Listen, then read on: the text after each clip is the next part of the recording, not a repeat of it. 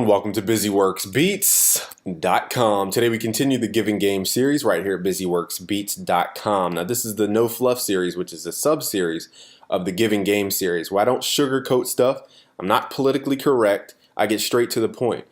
Honestly, my beliefs are my beliefs. My beliefs have nothing to do with you. I'm sharing this from experience and data.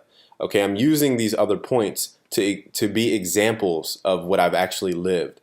So what I'm going to pull from is a Bible verse from John 10:10, 10:10. Okay, you could just follow along. I'm probably going up to 10:13. Okay, so it goes like this. Now I'm reading the ESV, which is the English Standard Version. I'm not going to get caught up in religion, translations, and all this stuff. It's about the concept. Okay, it's about the concept. Let's go over this. Now I say the devil is real. Now to you, you might think a devil is a person or a devil is a being. Now what Jewish, what's it called? Kabbalah teaches is that it's Satan or the adversary. So if you dig the word all the way back, I forget to whatever language it started with, it means the adversary, the person who separates. So let's define the devil as that, the person who separates or the spirit that separates. It doesn't have to always be a person. It could be the spirit or the intention that separates. So let's go over this from John 10:10. Now I'm not a biblical teacher. I'm not a preacher.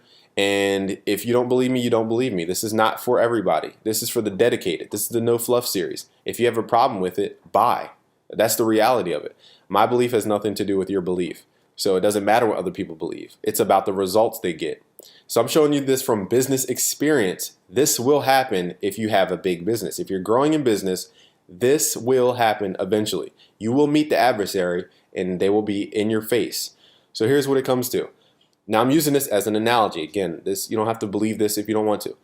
But I'm teaching you from experience. This is what happens. The thief comes only to steal and kill and destroy. I came that they may have life and have it abundantly. I am the good shepherd. The good shepherd lays down his life for the sheep, aka sacrifices his life for the sheep. Altruism. Okay? He who is a hired hand and not a shepherd, who does not own the sheep, sees the wolf coming and leaves the sheep and flees. So a person who doesn't have control or authority over an audience does not have the inner responsibility to take care of that audience. So when adversaries, when tough times come, they're willing to just ditch all of your audience to preserve themselves. They're not invested in the sheep. That's why they're a hired hand. They're not a shepherd. So he who is a hired hand and not a shepherd, who does not own the sheep, sees the wolf coming and leaves the sheep and runs away and flees. And the wolf snatches them and scatters them. The wolf snatches them and scatters them.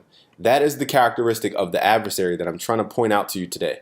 The adversary in your life can be anything. I mean, it can be anything. I'm not going to pin it on one person or this religion or that religion. It can be anything that separates you from your audience. That's the adversary. The adversary is the person who separates you from the creator. That's the adversary. How does the adversary work? They create seeds of doubt. They lie.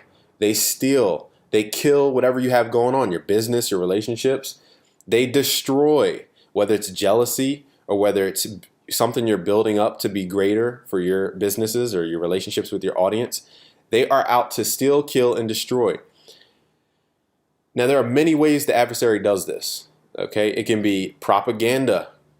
It can be planting seeds of doubt. That simple thing, propaganda, that simple thing caused wars. So to say that's not effective, you're just kind of ditching history and what history has taught us. The adversary is very real. So the person who is separating you from your audience is the adversary, or the spirit of the thing that's trying to separate you from your audience is your adversary.